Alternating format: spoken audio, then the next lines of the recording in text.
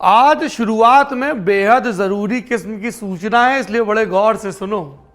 Lallan top वालों को आप देखते हो, लल्लन टॉप की खबरें देखते हो, कुछ सुझाव होते हैं, कुछ सलाह होते हैं, कुछ प्यार होता है, कुछ फटकार होती है।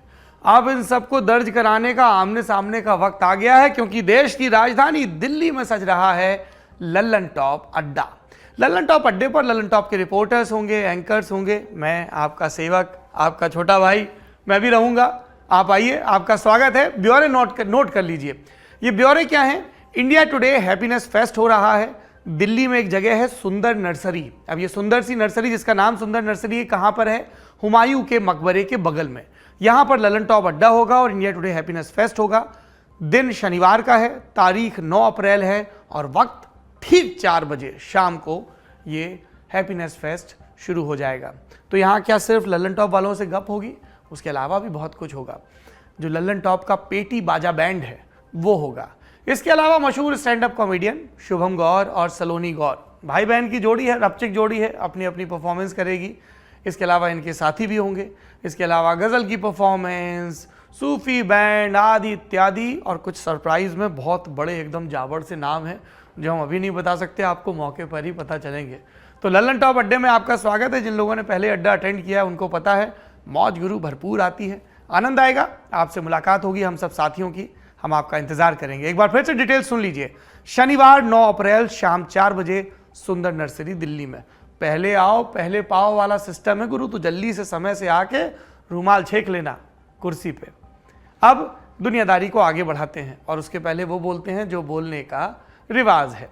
नमस्ते, मेरा नाम सौरभ द्विवेदी है और ये लल्लन टॉप का अंतर्राष्ट्रीय प्रसंगों से जुड़ा कार्यक्रम दुनियादारी है। Brought to you by Golden All-in-One, जो मिटाए सर्दी, सर दर्द, बदन दर्द, खांसी जैसे 10 लक्षण।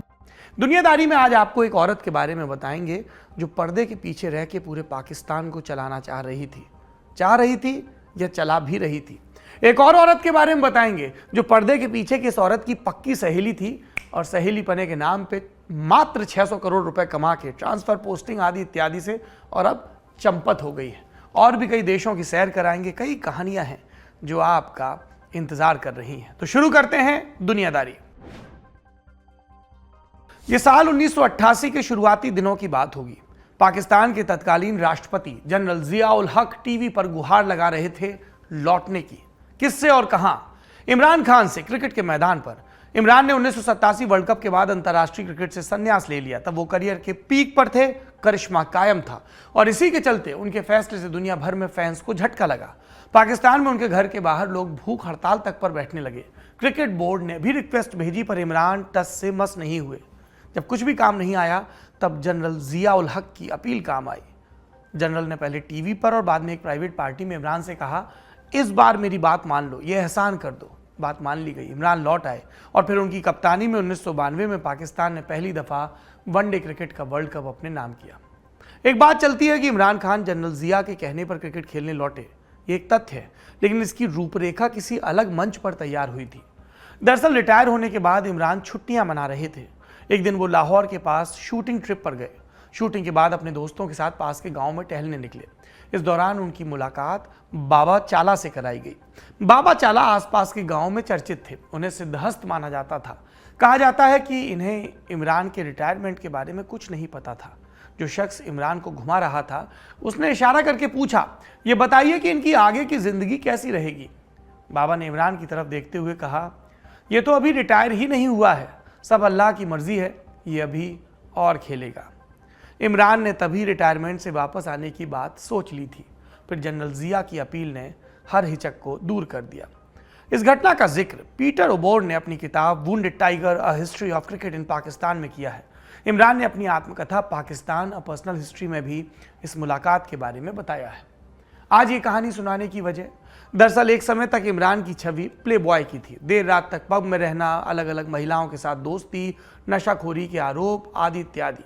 पर अचानक से कहा गया कि उनका चाल चरित्र बदल गया, शांत रहने लगे, धर्म और अध्यात्म की तरफ मुड़ गए। ये सिलसिला लोग कहते हैं अब तक बरकरार है, या यूं कहें कि समय के साथ उनका झुकाव बढ़ता गया। अब भी उन्हें हाथों में माला फिराते देखा जाता है। कई आलोचक ये भी कहते हैं कि सब ढोंग है वोट बटोरने के लिए। जानकार कहते हैं कि इस आध्यात्मिक झुकाव की वजह इमरान की तीसरी बीवी बुशरा बीबी है। अंदर खाने ये भी खबर चलती है कि इमरान की चाबी उन्हीं के पास है। बुशरा बीबी से उनकी शादी फरवरी 2018 में हुई। दोनों की पहली मुलाकात 2015 में हो चुकी थी। इमरान उनके पास धार्मिक सलाह लेने गए थे, फिर दोनों ने साथ होने का फैसला किया। उस समय बुशरा बीबी शादीशुदा थी। बाद में उन्होंने अपने पति को तलाक देकर इमरान से दूसरी शादी कर ली। इस शादी के 6 महीने बाद इमरान चुनाव जीतकर प्रधानमंत्री बन गए और तब से बुशरा बीबी का प्रभाव बढ़ा है। कहा यह भी जाता है कि बिना उनकी रायशुमारी के खान साहब किसी तरफ जाते तक नहीं। तो आज हम जानेंगे इमरान खान के पॉलिटिकल करियर में उनकी पत्नियों का क्या प्रभाव रहा और पाकिस्तान के राजनीतिक संकट में नया क्या घटा। फरवरी 2018 में पाकिस्तानी अखबार डॉन में एक रपट छपी। इसका शीर्षक था what brings PTI chief to a remote town, यानी पाकिस्तान तहरीक इंसाफ पार्टी के मुखिया इस सुदूर गांव में बार बार क्यों आते हैं। पीटीआई चीफ इमरान खान 1996 में पार्टी की स्थापना के समय से वो इस कुर्सी पर बने हुए हैं। जिस सुदूर गांव का जिक्र हो रहा था वो पंजाब का पाकपत्तन था। वहां पर इमरान बाबा फरीदुद्दीन गंज शकर की मजार के दर्शन करने आते थे। दर्शन के बाद इमरान कुछ घंटे आराम भी करते थे। जिन लोगों के घर वो रुकते थे वे मानेका संप्रदाय की एक पीरनी के, पीर का स्त्रीलिंग, भक्त थे। उस पीरनी का नाम था बुशरा मानेका। बुशरा की शादी एक कस्टम अधिकारी खावर फरीद मानेका के साथ हुई थी। खावर के पिता बेनजीर भुट्टो सरकार में मंत्री रह चुके थे। खुद बुशरा पूरे इलाके में पहचानी जाती थी। इमरान खान पहली बार 2015 में बुशरा के पास पहुंचे थे। उस समय पाकिस्तान में उपचुनाव होने वाले थे। उन्हें दोस्तों के जरिए बुशरा के बारे में पता चला। फिर बुशरा ने मुलाकात में चुनावी नतीजों की भविष्यवाणी की और इमरान का कहना है कि यह बाद में सत्य साबित हुआ। और इसके बाद से इमरान लगातार पाकपत्तन के चक्कर लगाने लगे। जब भी वो किसी मुश्किल में होते सलाह के लिए बुशरा के पास जाते। उनका दौरा अक्सर रात में होता और इनको बहुत हद तक सीक्रेट रखा जाता था। ये सब होते होते कैलेंडर में वक्त आ गया फरवरी 2018 का। तब तक इमरान खान नेशनल असेंबली के मेंबर मात्र थे और तभी एक कांड हुआ। उनकी ही पार्टी के एक मेंबर ने उनके ऊपर भद्दे मैसेज भेजने का आरोप लगाया। इसको लेकर इमरान खान की खूब लानत मलानत होने लगी। इस वजह से इमरान का पाकपत्तन का वो दौरा भी खूब चर्चा में रहा, जिसके बारे में हमने आपको डॉन अखबार के हवाले से बताया। इसके कुछ ही दिनों बाद बुशरा और इमरान की शादी की खबर सामने आई। कुछ वक्त तक इस खबर को छिपाया जाता रहा। इसके बाद कंफर्मेशन भी आ गई। जुलाई 2018 में इमरान खान ने ब्रिटिश अखबार डेली मेल को एक इंटरव्यू दिया, जिसमें उन्होंने बुशरा के बारे में विस्तार से बात की। बोले, शादी से पहले मैंने उनका चेहरा तक नहीं देखा था। मैंने बिना देखे ही उन्हें प्रपोज किया था। चर्चा ये भी चल रही थी कि बुशरा से शादी का फैसला राजनीति से प्रेरित था। इमरान खुद को धार्मिक साबित करना चाहते थे। उन्हें कट्टर इस्लामी पार्टियों और मौलानाओं का समर्थन जुटाना था। ये तय माना जा रहा था कि 2018 के आम चुनाव में पीटीआई सबसे बड़ी पार्टी बनकर उभरेगी। बहुमत की संभावना कम थी। सरकार बनाने के लिए छोटी पार्टियों का साथ चाहिए था। बुशरा के साथ से इसमें आसानी होती ऐसा इमरान के आलोचकों ने कहा। खुद इमरान क्या बोले कि सूफीवाद में मेरी दिलचस्पी 30 साल पहले ही शुरू हो चुकी थी। इसने मेरी जिंदगी बदल दी। सूफीवाद में कई स्तर हैं, लेकिन अभी तक मैं अपनी पत्नी की तरह जानकार शख्स से नहीं मिला था। फिर जुलाई 2018 में चुनाव हुए। इमरान की पार्टी पीटीआई के पास जैसी संभावना थी, सबसे ज़्यादा सीटें आई। उन्होंने छोटी पार्टियों के साथ गठबंधन किया, सरकार बनाई और पूरा क्रेडिट दिया बुशरा बीवी को।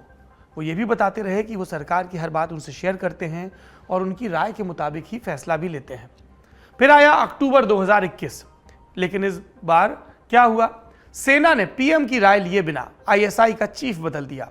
फैज हमीद, इमरान के खास करीबी, उनकी जगह नदीम अंजुम को नया चीफ घोषित कर दिया। इससे खान साहब नाराज हो गए। सेना के वरदहस्त से कुर्सी पर बैठे थे, उसी सेना को आंख दिखाने लगे। पाकिस्तान की सेना नाराज हुई, पर्दे के पीछे बैठ के हुई और खान साहब को मानना पड़ा। कहा जाता है कि इमरान खान ने पूरा बखेड़ा बुशरा बीबी के कहने पर खड़ा किया था। उन्होंने चेताया कि अगर फैज हमीद को बदला गया तो इमरान खान का भविष्य अंधकारमय हो जाएगा। अब पीरनी ने कहा तो इमरान ने माना। मार्च 2022 आते आते इमरान के सामने चुनौतियों का पहाड़ खड़ा होने लगा था। विपक्ष उनके खिलाफ अविश्वास प्रस्ताव ला चुका था। उनकी पार्टी के कई सांसद बागी हो चुके थे। नेशनल असेंबली में समर्थन खोने का खतरा बढ़ने लगा था और मिलिट्री एस्टेब्लिशमेंट ने भी उन्हें सम्मानजनक विदाई का विकल्प दे दिया था। बावजूद इसके इमरान 3 अप्रैल तक का इंतजार करते रहे। इस दिन नेशनल असेंबली में वोटिंग होने वाली थी, लेकिन उससे पहले ही डिप्टी स्पीकर ने अविश्वास प्रस्ताव को रद्द कर दिया। दावा किया जाता है कि इमरान जानबूझकर 3 अप्रैल का इंतजार कर रहे थे। इस दिन उनकी दूसरी पत्नी रेहम खान का जन्मदिन होता है। Enter second wife. Reham Khan से इमरान ने 2014 में शादी की थी। रेहम बीबीसी की पत्रकार थी। ये शादी 10 महीने चली, फिर दोनों का तलाक हो गया। रेहम ने इमरान के साथ संबंधों पर एक किताब लिखी जिसमें कई संगीन आरोप लगाए, मसलन तंत्र विद्या कराने का, शादी से इतर संबंध समेत और भी कई इल्जाम लगाए गए। रेहम की किताब 2018 के आम चुनाव से ठीक पहले रिलीज हुई थी। माना जा रहा था कि इसका असर चुनाव के नतीजों पर पड़ सकता है, लेकिन यह अंदेशा बाद में गलत साबित हुआ। हालांकि रेहम ने इमरान की आलोचना नहीं छोड़ी। हालिया राजनीतिक संकट में भी वो लगातार ट्वीट कर निशाना साधती रही। इमरान भी रेहम खान से शादी को अपने जीवन की सबसे बड़ी गलती बताते हैं। और पहली शादी, इमरान की पहली शादी 1995 में हुई थी जेमिमा गोल्डस्मिथ के साथ। ये शादी 10 बरस तक चली। जेमिमा इमरान के साथ लंदन में रहना चाहती थी, लेकिन इमरान पाकिस्तान में रहने को लेकर अडिग थे। बात नहीं बनी तो दोनों ने अलग होने का फैसला किया। हालांकि दोनों दोस्त बने रहे। जेमिमा इमरान की आपत्तिजनक बयानों की आलोचना भी करती रही हैं। ये आज का मुख्य खबर का अपडेट था, पर अभी राजनीतिक हलचलों के अपडेट जानने बाकी हैं। सुनिए, 3 अप्रैल को डिप्टी स्पीकर कासिम खान सूरी ने अविश्वास प्रस्ताव को रद्द किया था। फिर इमरान की सिफारिश पर राष्ट्रपति ने नेशनल असेंबली भंग की थी। कहा गया था कि 90 दिन के भीतर नए चुनाव कराए जाएं, लेकिन चुनाव आयोग ने इतने कम वक्त में चुनाव कराने से हाथ खड़े कर दिए और कहा कि आम चुनाव की तैयारी में कम से कम 6 महीने का समय चाहिए। दूसरा अपडेट, अविश्वास प्रस्ताव को रद्द किए जाने को लेकर एक और नया खुलासा हुआ। जियो न्यूज ने सूत्रों के हवाले से एक रिपोर्ट छापी है। इसके मुताबिक नेशनल असेंबली के जो स्पीकर हैं असद कैसर, वो अविश्वास प्रस्ताव को रद्द किए जाने के खिलाफ थे। इसी वजह से इमरान खान की लीगल टीम ने असद कैसर को सदन की अध्यक्षता करने से रोक दिया और उनकी जगह पर डिप्टी स्पीकर कासिम खान सूरी ने सदन की अध्यक्षता की। असद कैसर ने इस रिपोर्ट पर कोई बयान देने से इनकार किया। ये कहा कि मामला सुप्रीम कोर्ट में है, इसलिए वो इस पर कुछ नहीं बोलेंगे। अगला अपडेट बुशरा बीबी की करीबी दोस्त फराह खान से जुड़ा है। रिपोर्ट्स के मुताबिक फराह नेशनल असेंबली भंग होने के तुरंत बाद दुबई निकल गई। उनके पति पहले ही देश छोड़कर जा चुके हैं। विपक्ष ने फराह खान पर मात्र 600 करोड़ रुपए के घोटाले का आरोप लगाया है। पाकिस्तान मुस्लिम लीग नवाज की वाइस प्रेसिडेंट मरियम नवाज ने कहा कि फराह ने यह पैसा पोस्टिंग और ट्रांसफर के नाम पर उठाया है। उधर पंजाब में पीटीआई के बड़े नेता और इमरान के करीबी रहे अब्दुल अलीम खान ने बगावत कर दी। उन्होंने 4 अप्रैल को प्रेस कॉन्फ्रेंस की और कहा, मैंने अपने जीवन के 10 कीमती साल पार्टी के लिए कुर्बान कर दिए, लेकिन मुझे दुख है कि यह समय बर्बाद हो गया। अलीम खान ने पंजाब में विपक्षी गठबंधन को सपोर्ट करने का फैसला किया है।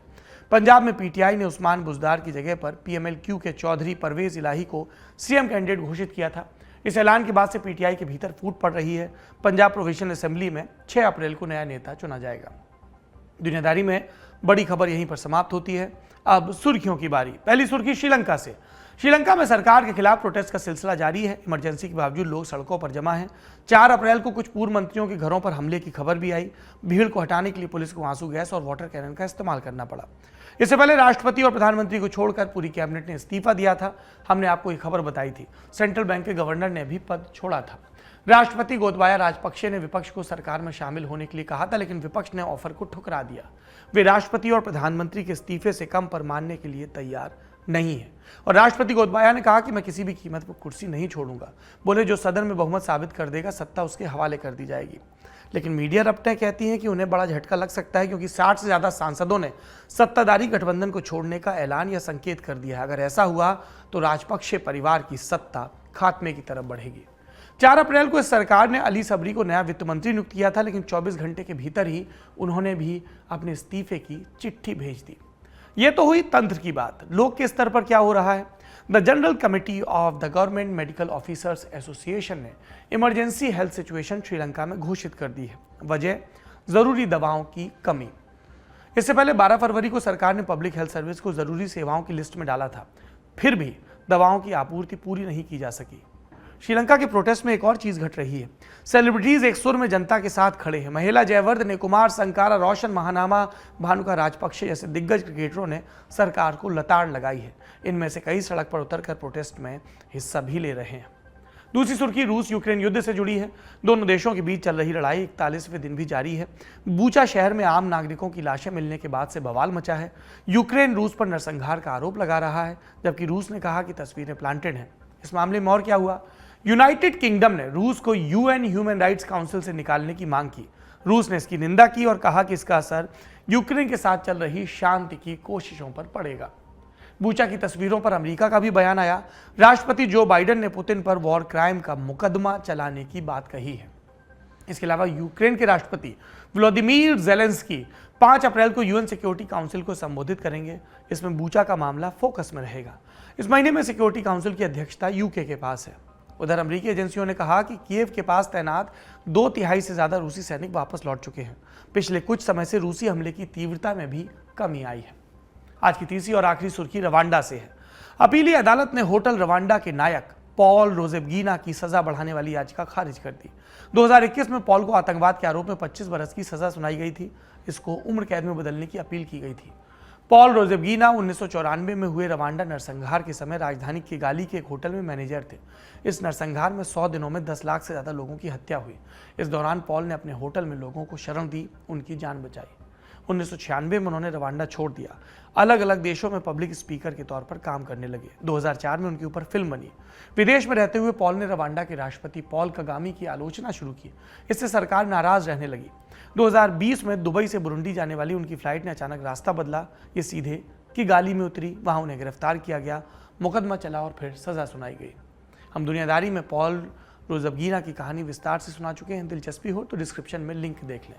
दुनिया भर की ऐसी ही दिलचस्प और ज़रूरी खबरों से हम आपको रूबरू कराते रहेंगे। बने रहिए लल्लन टॉप के साथ। आज की दुनियादारी में इतना ही। उम्मीद है कि कल फिर मुलाकात होगी यहाँ पर, और शनिवार के रोज़ मुलाकात होगी सुंदर नर्सरी में। शुभ रात्रि।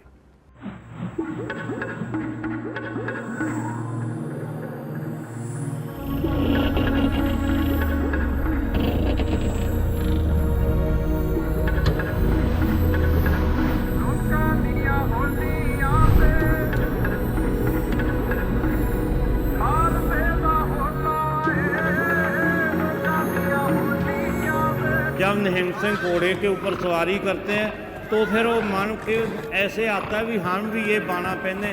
सभी ऐसे लगता है भी जैसे ये बाने का हाड़ आ गया है।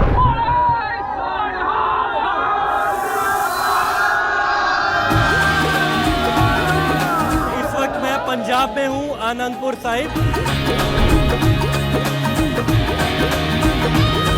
तो इसमें पंजाब के लोग बड़ी संख्या में जो आते हैं। होली से इधर, होली से अगले दिन होला मोहल्ला मनाया जाता है, जहाँ पर मार्शल आर्ट्स होते हैं। Hole Mohalla is a part and parcel of the Punjabi culture. It is one of the layers. ये वही जगह है जहाँ पर खालसा पंथ की स्थापना हुई थी। गुरु गोविंद सिंह एक बहुत बड़े परिवर्तन को तस्वुर कर रहे थे। औरंगजेब के हाथ में जो तलवार है वो अहंग की तलवार का प्रतीक है, लेकिन गुरु गोविंद सिंह साहब ने जो कृपान दी, किसी का हक छीनने के लिए नहीं, किसी का हक दिलाने के लिए।